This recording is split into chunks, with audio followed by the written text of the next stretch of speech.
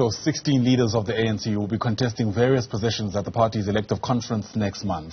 Branch nominations have seen incumbent President Cyril Ramaphosa take on former Health Minister Zweli Mkhize for the top post. Critics have been quick to point out that there are only 2 women candidates out in the 16 in the run.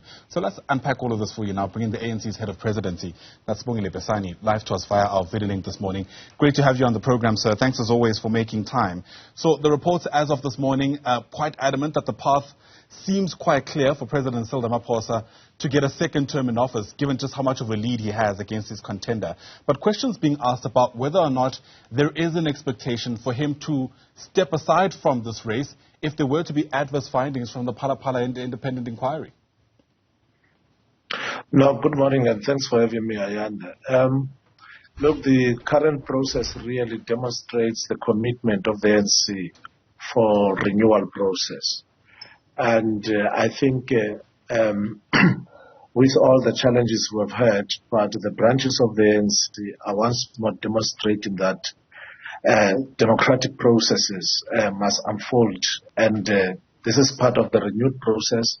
The president has always been adamant also that he will cooperate with all institutions of that are investigating the matter. And secondly, the ANC has got a process that has been put in place, and that is why it is important that we shouldn't be preemptive of that particular process. I hear you, but my question is a bit more pointed. If there were to be adverse findings from this independent panel, is the expectation from the party that he pulls out of this race? Now, there's a pointed answer, Ayanda, and the pointed answer is that the president is cooperating with all investigative institutions. Secondly, that the process, the ANC has got a process in place, and the approach is that we shouldn't be preemptive, because if we're talking about the ifs and what, our approach is that we'll be preemptive. We respect the processes that are in place, but the president has made a commitment that he will cooperate with any institution, including respecting the processes of the ANC. How is this preemptive? There's a scenario that's being laid out that is very much a possibility, and we're just trying to gauge how the party were to respond in the context of that scenario. It's preemptive in a sense that you are creating a scenario that is not based on the findings. The fact of the matter is that there are investigations that are underway, and in not trying to speculate, because the if matter is based on reality, that scenario is based on speculative. We need to respect that, and that is the approach of the presidency. And the fact that the president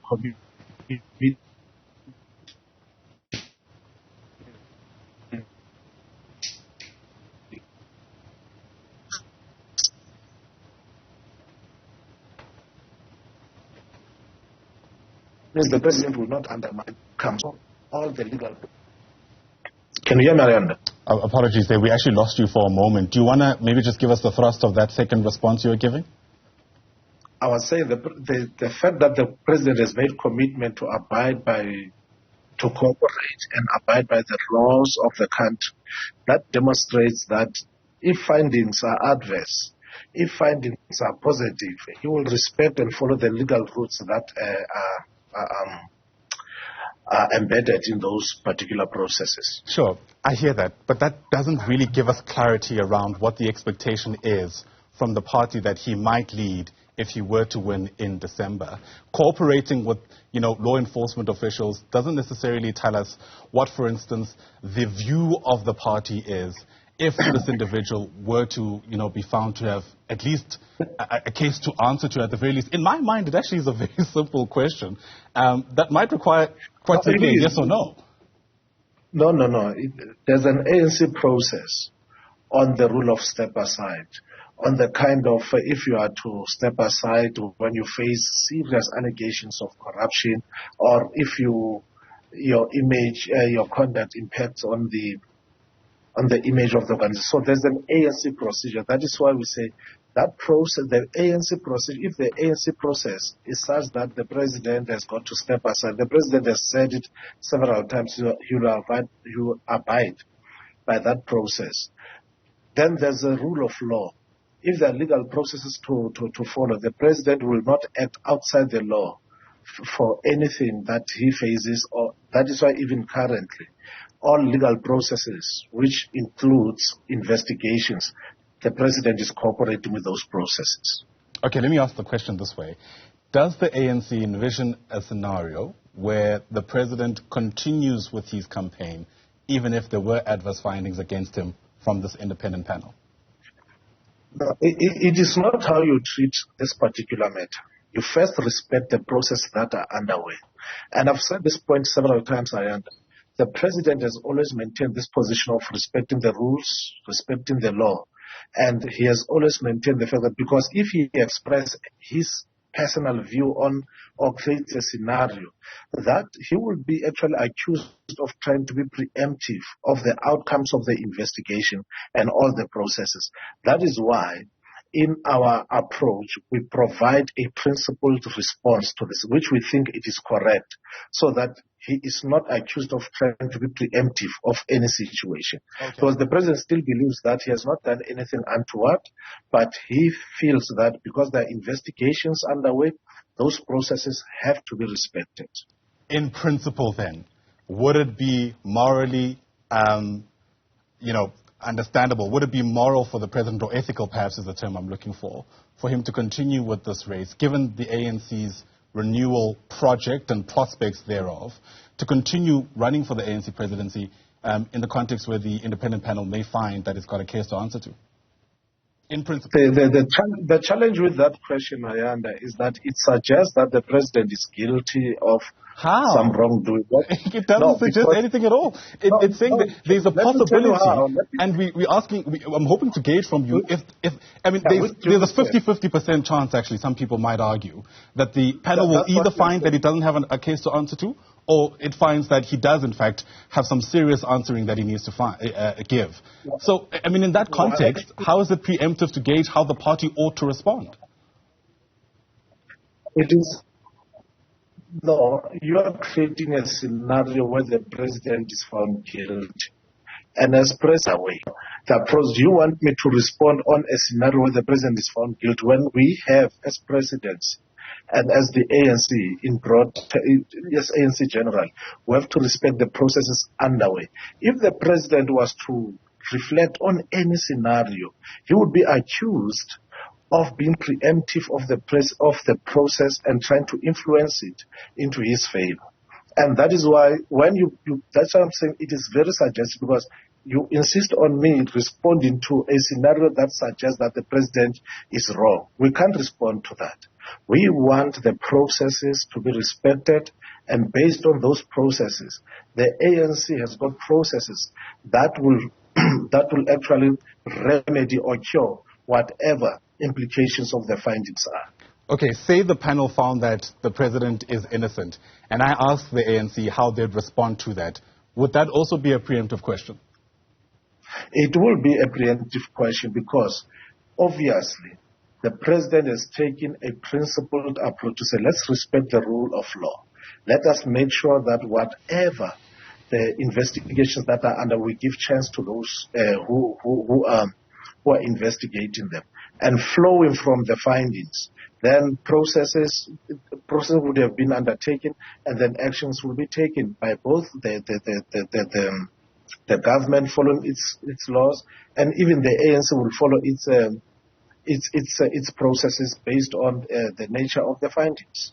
All right, I guess we're not going to see eye to eye on this. I'm going to have to move on.